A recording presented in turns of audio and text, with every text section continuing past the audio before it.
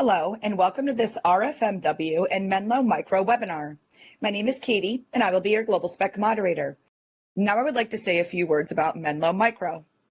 Menlo Micro is setting a new standard for switches with the Ideal Switch, a chip-scale platform that overcomes the performance, efficiency, and the scalability bottlenecks of electromechanical relays and semiconductor solid-state switches.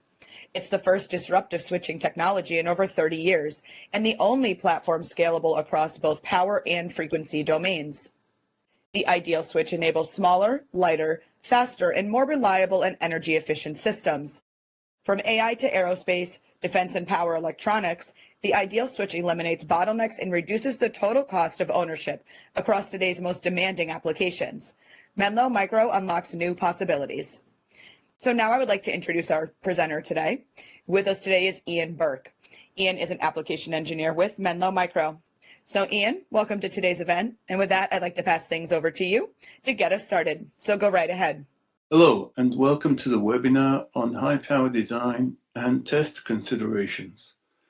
My name is Ian Burke, and I'm Senior Principal System Apps Engineer at Menlo Micro, focusing on RF systems for aerospace and defense applications in the 5 to 500 watt range. But this material I'm presenting is equally applicable across any high power RF system.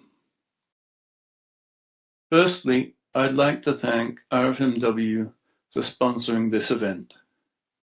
RFMW is a well-known and respected distributor for RF and microwave products, and now is also including power management products. They have an exceptional team of technical and sales professionals to help with your design requirements.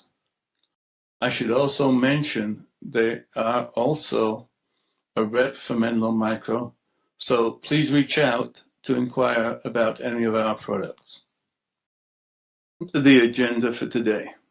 We're going to cover a few of the more challenging aspects of high power RF design.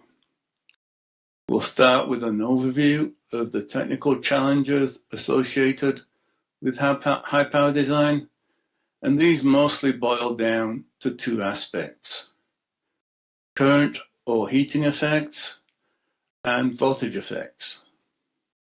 The pictures here are somewhat exaggerated, but show the impacts on the system if these effects are not accounted for during the design phase.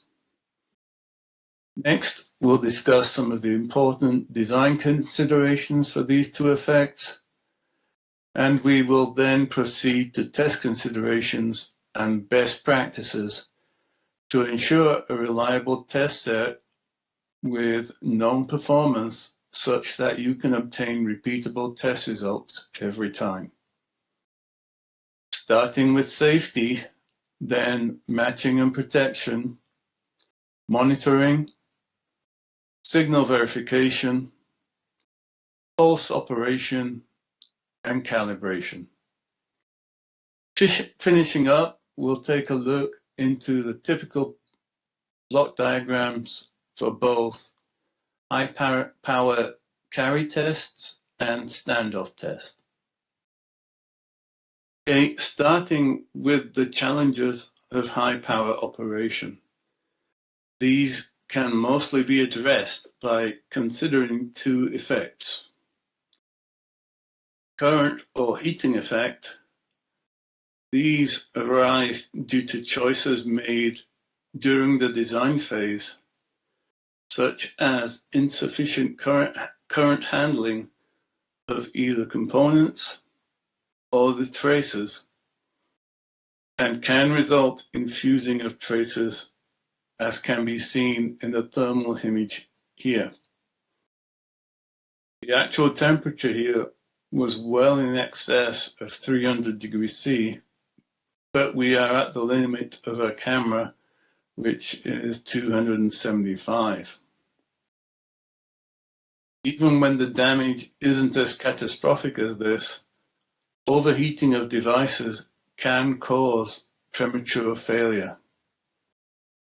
Another area to consider is heat sinking of the devices.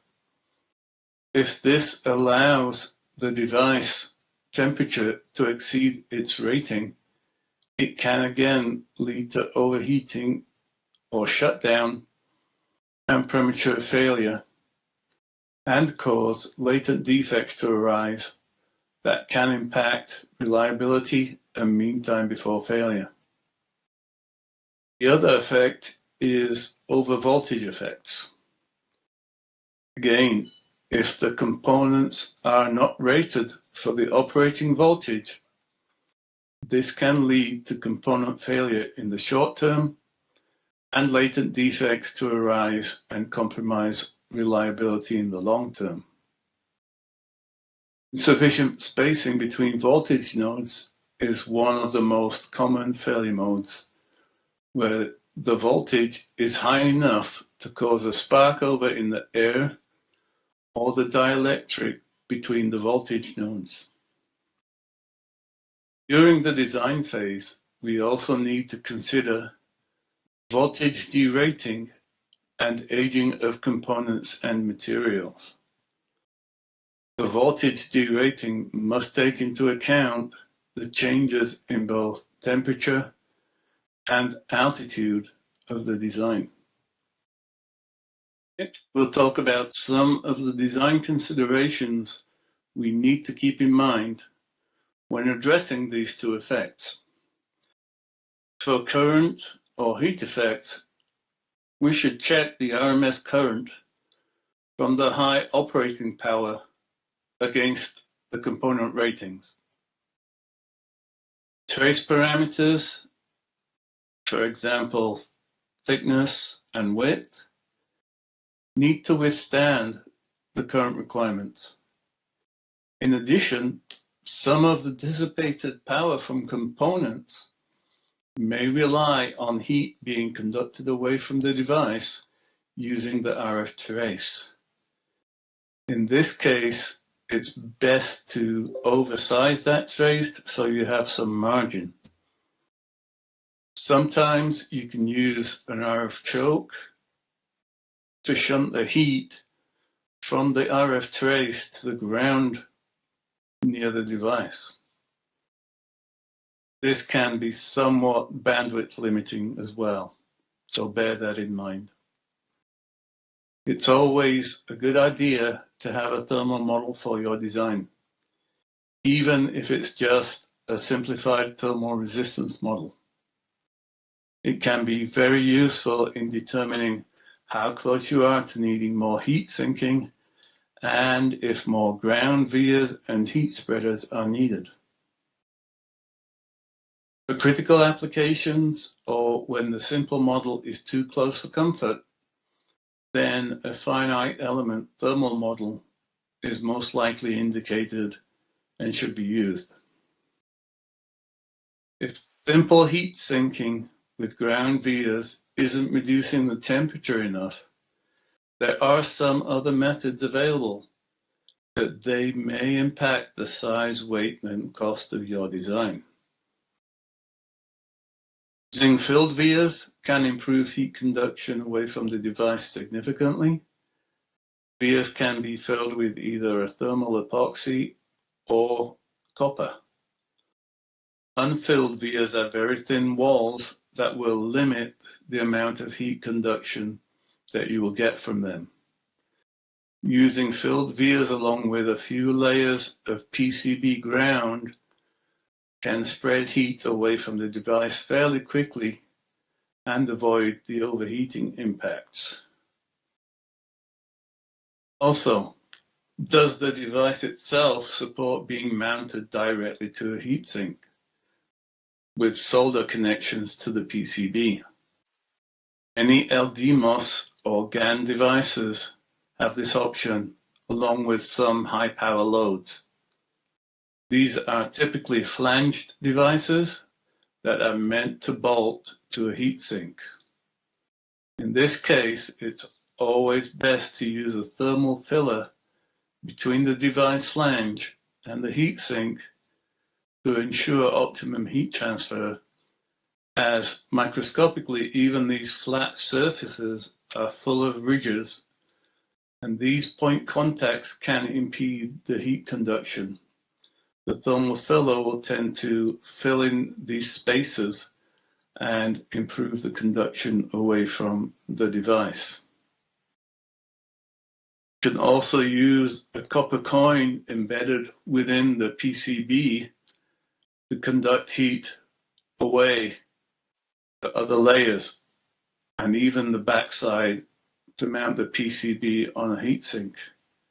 Again, thermal filler should be used to obtain the most impact.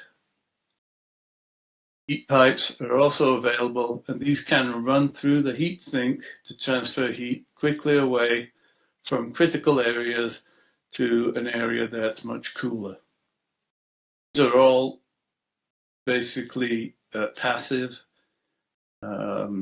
cooling devices, but we can also consider active cooling, although these usually require additional DC power. Fans can increase airflow across the surface of the board or the heatsink to remove heat quickly through convection, and a Peltier cooler, shown here on a heatsink with a fan, can reduce heat in specific areas of the board. Now that we've covered the current and heat effects, let's take a closer look at voltage effects. Firstly, we need to make sure all components are rated to the operating voltage, including any fault cases. For instance, if your system needs to survive when operating into a mismatch, you need to calculate a new operating voltage based on that condition. Ensure the spacing between voltage nodes is sufficient. Voltage breakdown can occur between the RF trace and ground or other voltage nodes. Sharp corners or other features tend to concentrate the field, and voltage breakdown can occur at significantly lower levels, up to 50 to 60% less than a smooth rounded feature. And also make sure the air gap between voltage nodes is sufficient for the expected voltage, or fill the gap with a dielectric material of suitable dielectric strength. Also, don't forget the layer-to-layer spacing within the PCB. For instance, if your PCB dielectric thickness is only 80 to 100 microns, then breakdown of dielectric layers is possible. Underfill or conformal coatings are often used in aerospace and defense applications to increase the dielectric strength around devices or traces. High temperatures degrade air dielectric strength and can degrade the filler material. So ask the vendor for details in terms of any derating that you may need to do. Air dielectric strength degrades significantly with altitude or air pressure. And refer to Paschen's curve. An example is given here on the right. Annual calculations, but for more detailed calculations, you may want to invest in Spark 3D from Dassault Systems. It's a modeling tool that can assist with voltage breakdown calculations and also corona effects at very high altitudes. And you can typically import from a number of electromagnetic 3D simulators to save setup time within the tool itself. Again, another point, if you are operating into a mismatch or open circuit, voltage can increase significantly. up to double the voltage for an open circuit.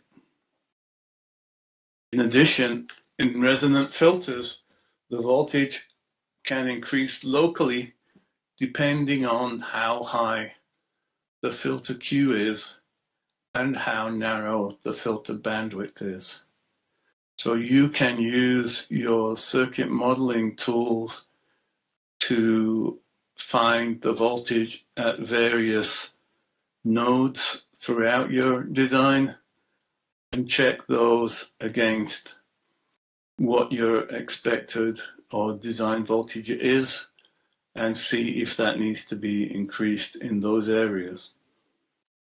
Significant derating of PCB voltage handling is generally required to account for any surface contaminations, manufacturing tolerances that can occur, and also creepage over time. This can degrade the dielectric strength. We typically tend to use IPC 2221 as a guide to gap sizing, although it becomes inaccurate for very high altitudes. With the design considerations out of the way, let's look at testing for high-power RF devices and systems. Firstly, safety is paramount. We've all heard the story about the army guy standing in front of the radar antenna, trying to keep warm on those cold winter mornings. Don't underestimate high-power operation, as it can create adverse health events, mostly due to localized heating. Also, don't want to interfere with local communication services and get a visit from the FCC. For these reasons, we try to keep EM fields contained in either cables or waveguide. If we are testing on an exposed PCB, if possible, we should do this in a grounded enclosure. If not possible, calculate the safe distance for an operator based on your applied power level and make sure they are trained to keep away from the exposed PCB when power is on. It also bears mentioning that you can buy covers and enclosures to keep people away from PCB while the power is on, and also provide some kind of lockout system. Test equipment should be rated for the operating power level, including your fault conditions. All operators should be trained in setup operation and have procedures in place should any adverse events occur. Here, automation is a great tool to help, as power shutdown can be triggered by a device failure or other events in your test setup, and lockouts can be implemented much easier to keep people away from dangerous areas. Setup should also be designed to accommodate device failures. As part of designing the test setup, we must also consider the impacts of device failure on the setup. In this case, let's look at the power amplifier, or PA, and its power delivery could change with changes in output match.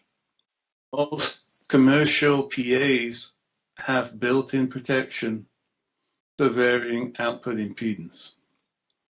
However, a device failure may present an open circuit to the PA output, and that may cause it to enter fallback where output power is reduced significantly.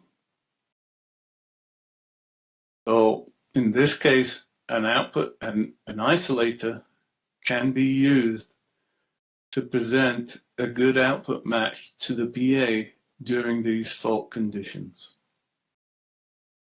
Most commercial off-the-shelf isolators do not incorporate a termination that can withstand full operating power. For instance, a 100-watt isolator may only have a 10-watt load incorporated. In this case, we use a circulator with a remote load that can handle full power. The load can be remotely connected using a cable so as not to heat up the circulator during test. When testing standoff, then, the circulator should come after any power monitoring. And we'll discuss why this is during the review of the standoff test block diagram. To ensure we have an accurate reading of what power we are testing to, it's important to discuss monitoring methods. Both input and output power should be constantly monitored during test. I've seen where some people have tested sometimes by doing a calibration test cycle with a through in the system and monitoring the power level then and making a note when the output power gets to the required level, make a note of what the signal generator output is. And then when they put the DUT in, they basically key up the signal generator at this exact same power level and with no monitoring. This causes a big inaccuracy during the testing as PAs and other components can drift over time even after warm-up. So I would always recommend constantly monitoring the power levels during your test. I'm also a big proponent of using directional couplers for sampling the power instead of attaching the power sensor on the output to a high power attenuator. Directional couplers have very low loss and the coupling factor is minimally impacted by any high power going through the through path. Attenuators, by design, have to attenuate the 30 to 40 dB any high power input signal that's incident on the input, and at the output you will get a very low power level, a low reading of the power level. But all of this power is then dissipated within the attenuator itself as heat, and this heating can change the attenuation value over time and result in inaccurate measurements. So for the directional couplers at the low power coupled ports, we can also use attenuators here to balance the power incident on the power sensors. And we'll discuss why we do that in the next few slides. Prior to any high power testing, it's critical to verify the signal incident on the DUT is what you expect. If you're near the limit of the PA, operating near saturation power, then spurs and harmonics can be generated to fairly high levels. Depending on your detection method, this can impact your measured power. Most power sensors are broadband devices and are not frequency selective, so they will measure any cumulative power from across all frequencies. So it's best if using power sensors to verify the spurs and harmonics incident on the DUT. Circulator may help here somewhat, as it has something approaching a bandpass response and can provide some out-of-band rejection to the spurs and harmonics. Using a spectrum analyzer on the coupled ports of the input and output couplers, we can verify the frequency response. If desired, you can also use a spectrum analyzer as a power sensor to ensure accurate reading of power at the frequency of interest. This plot below shows the spurs at around -50 dBc and no meaningful harmonics. Of course, we would check this over smaller spans to ensure we capture all the spurs and harmonics during the measurement. Now let's delve a little deeper into pulse power testing. Most PAs, and especially gated pulse PAs, will overshoot the pulse top on the fast moving rising edge, as can be seen in the plot to the right. You notice in this area, you see the pulse overshoot here. In this case, we're seeing about a 1.6 dB overshoot, and in some cases, ringing can also occur.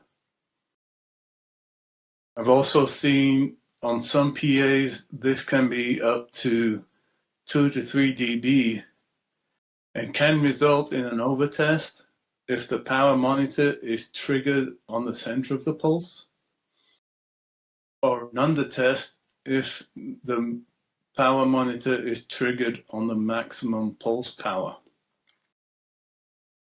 To alleviate this, some pulse shaping can be used with non-gated PAs to reduce or even remove the overshoot.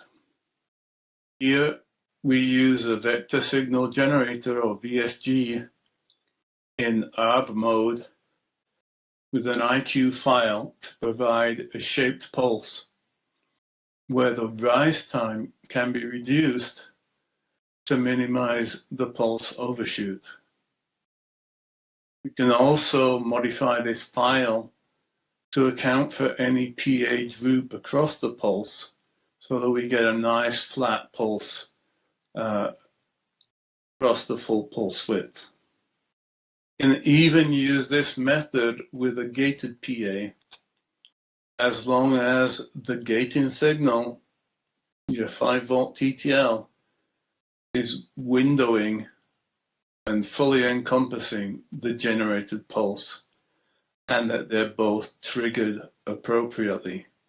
You would generally want a few microseconds of spacing between the gating pulse and the generated pulse, so that you can get a good response. Finally, you can verify the pulse shape using either peak power sensors or a spectrum analyzer, but you must ensure these have sufficiently fast response time for your pulse. The plot below shows a shaped pulse where rise time has been modified. You have no pulse overshoot and a very flat pulse across the band. You can also modify your time base on your spectrum analyzer so you can verify the period and the pulse repetition frequency and the duty cycle of your pulse. Of course, we want to make sure we are accurately measuring the power levels, and so need to make various calibration measurements on our setup prior to test. Power level calibration is typically done at low power levels using a VNA or at power with a signal generator and spectrum analyzer. For VNA measurements, it's best to reduce the IF bandwidth and add averaging to ensure accuracy, as the coupling factors can be at around 30 to 50 dB, depending on your test power level. Measurements at power care must be taken to ensure the setup is stable.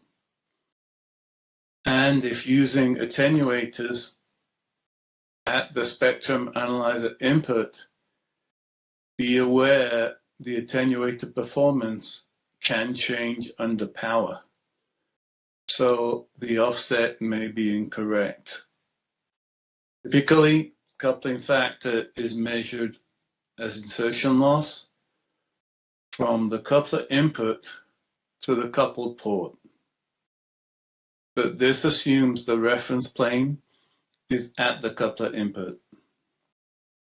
In order to move the reference plane to the DUT input, the loss from the coupler input to the DUT input must be measured and subtracted from coupling factor. See the diagram below on the left. Note the isolator has moved to the DUT input, and we'll talk about this in detail during the standoff power discussion.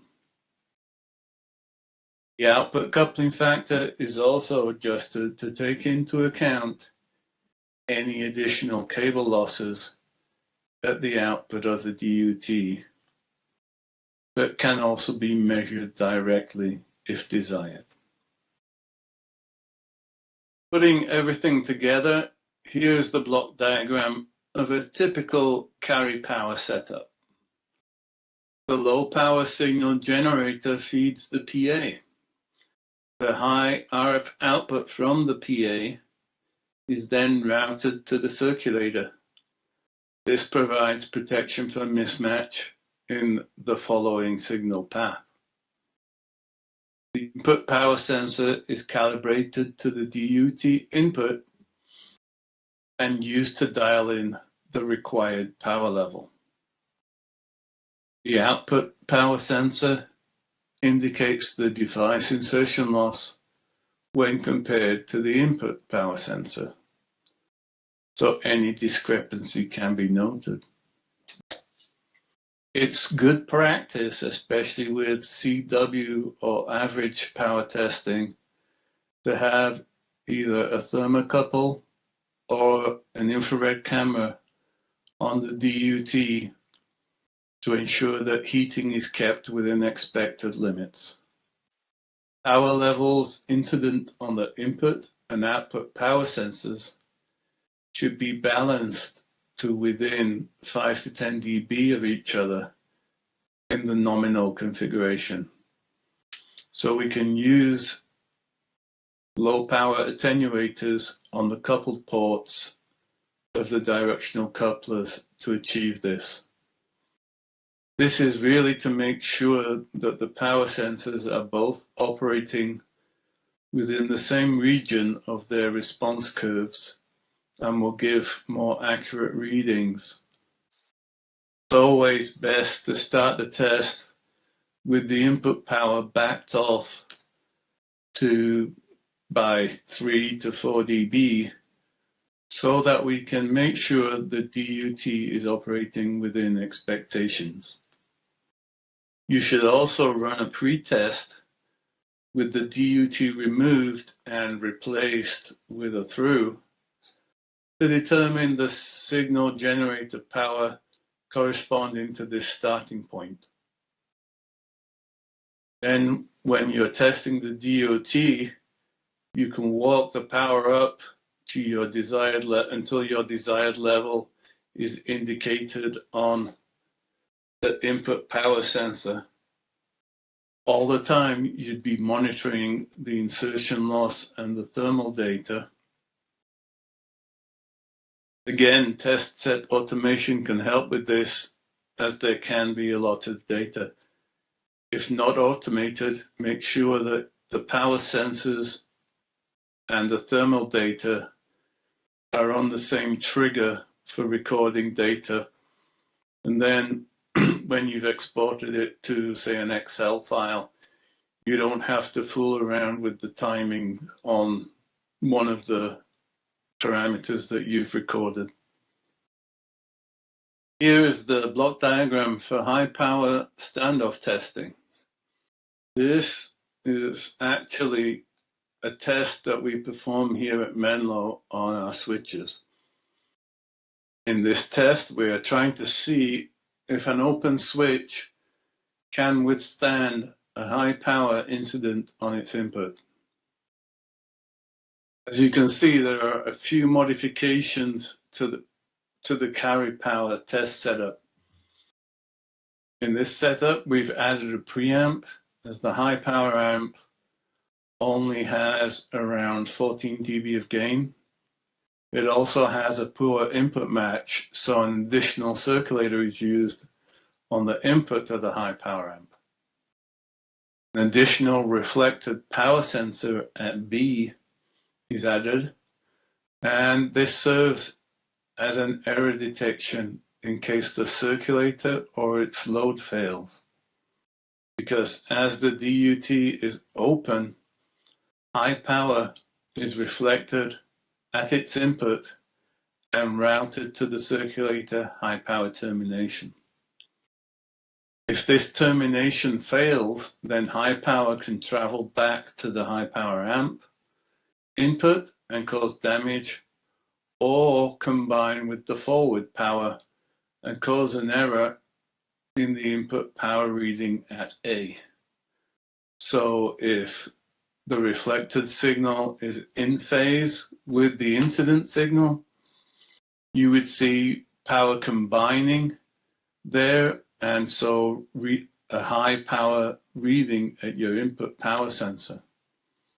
If it's out of phase with the incident wave, then you would see possibly a reduction of the power read at the input power sensor.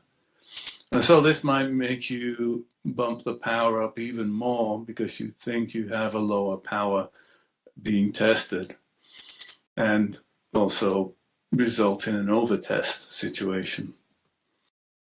So we monitor at B, and when operating as expected, the indicated power level should be the input power minus the directivity of the directional coupler. So in this case, it's about 18 dB below the input power. If the power at B rises above this threshold, then it indicates that power is being reflected from either the circulator or its termination, and testing can be stopped so you can troubleshoot the cause of the problem. High power circulator is moved to the DUT input so that reflected power does not impact the measured input power. Output power sensor attenuation must also be modified somewhat to try to balance power for an open DUT. In this case, it's going to be 40 to 50 dB different from the input power sensor. It's very difficult to balance power levels with this large difference, so we just do as best as we can. A failure is generally indicated by the isolation changing by 2 dB or more, and we also run a lower power check before and after the high power operation to make sure that devices are working as they should. So to summarize, although we didn't have much time today, we have covered some high power design and test considerations, along with some solutions for both overcurrent and overvoltage conditions. We also covered some common pitfalls during high power test verification, including pulse overshoot, monitoring and calibration, the importance of signal verification, circulator position, and changes in temperature and altitude, and avoiding debris in your test set. I hope this has been a valuable overview into high power design and test. Please let me know if you would like to do a deeper dive into some of these topics in a future webinar. Thanks for your time. I'll now turn this back over so we have time for some questions that hopefully I'll be able to answer. All right, Ian, thank you so much for that great presentation.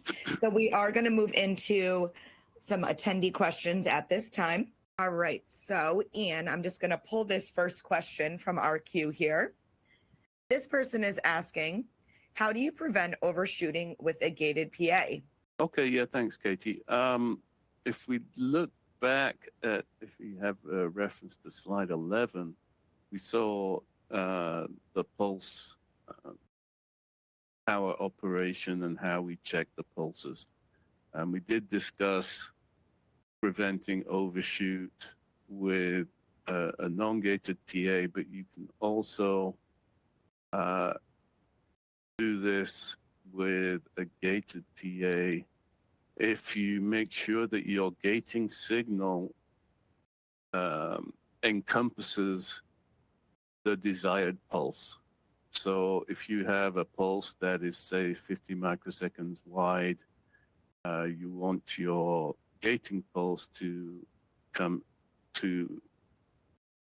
up about 10 microseconds before and to go down about 10 microseconds after.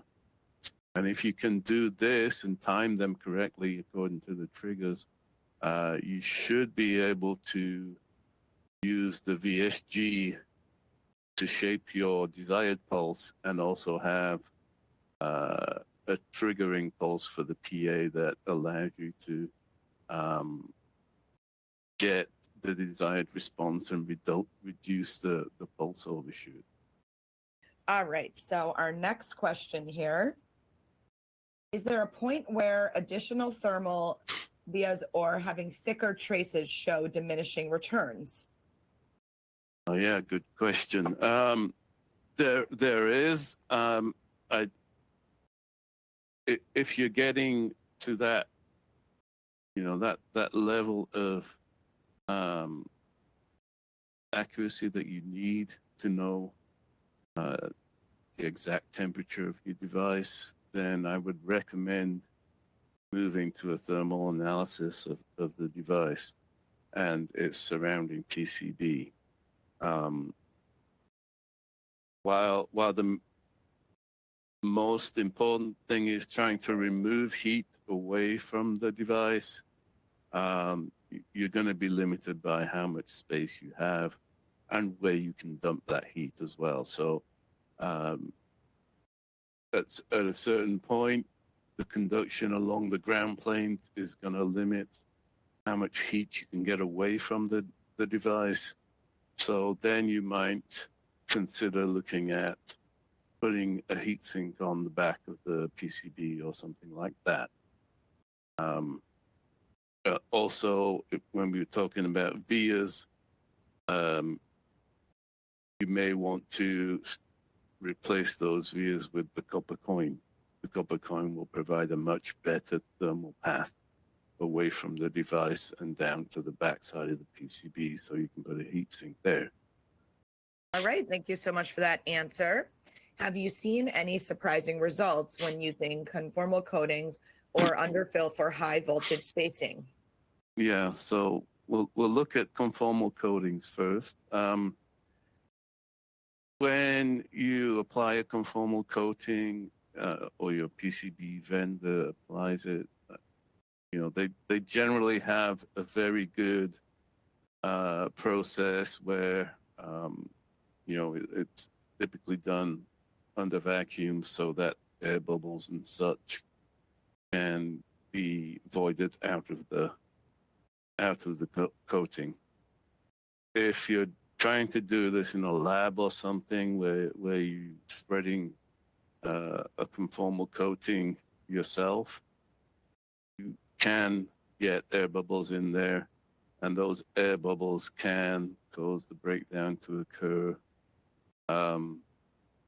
at a much lower level than you would expect from the specs of the conformal coating. And that's mainly because of the application of the material itself. So you may want to maybe put on in 2, 3, 4 coatings if you're going to do a manual coating.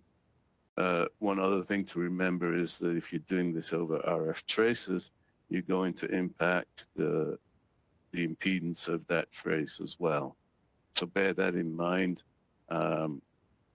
If your supplier is going to do this, it's automated. They have a good process. They can give you an offset for the impedance, for the line impedance that you need to use. And so you can modify your design for that. When we look at underfill, again, you have to make sure that the underfill is in place all the way under your device, so, or at least where the high fields are going to be for your RF inputs and your RF outputs.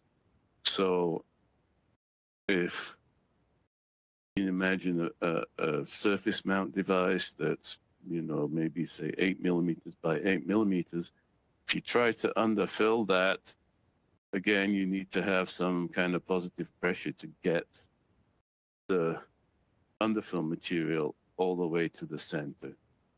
You need it at the center. Otherwise, you again would have air gaps within the underfill, and it might not provide the protection you think. Great. Thank you so much, Ian, for that answer. We do have another question that popped in the queue here, so we'll take this one next. First off, they're just saying thanks for the presentation, Ian. And their question is, what are the circulator isolator specifications? Okay, so for the test that we do here at Menlo, we have a circulator that's operating from 2.5 to 3.5 gigahertz, and its insertion loss is around 0.1, 0.2 dB. Its power handling is 500 watts. So it's a big, chunky circulator that's, you know, it needs to take account of a failure at the device. So as we're pumping close to 500 watts into the device, we have to account for that being reflected and shunt that off to a remote termination. All right. Thank you for that answer, Ian. So those are all the questions we have in the queue at this moment. So Ian, I guess we're going to wrap things up right now. I want to say a huge thank you for a great presentation from you today and for answering a handful of the attendees' questions. So Ian, thank you so much for being here. Thank you, Katie.